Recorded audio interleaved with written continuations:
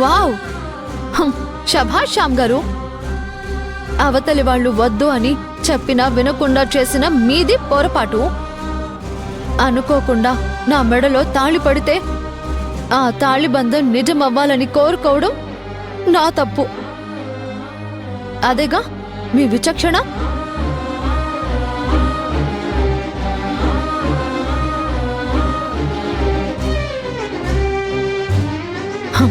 నిజం చెప్పండి, తాళి మీ చేతిలో నుంచి నా మెడలో పడిందా లేక నేను పడేలా చేసుకున్నానా?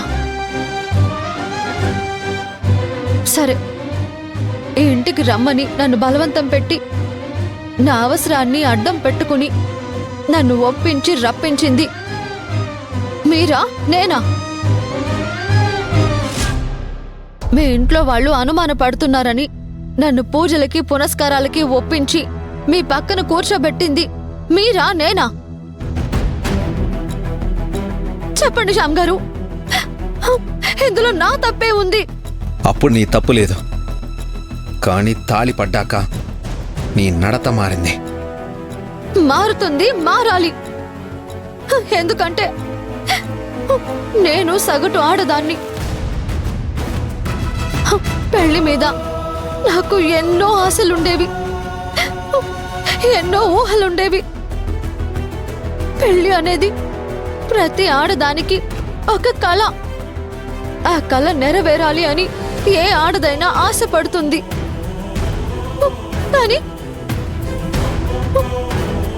నా విషయంలో తీరాల్సిన కళ కూడా కళలాగే జరిగిపోయింది.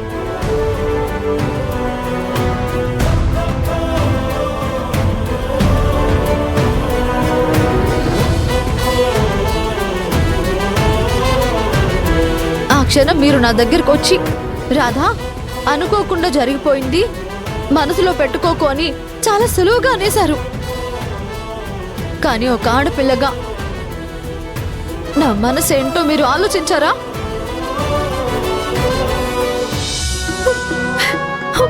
అది నా జీవితానికి ఎంత పెద్ద సమస్యో మీకు ఏ మాత్రమైనా ఆలోచన ఉందా?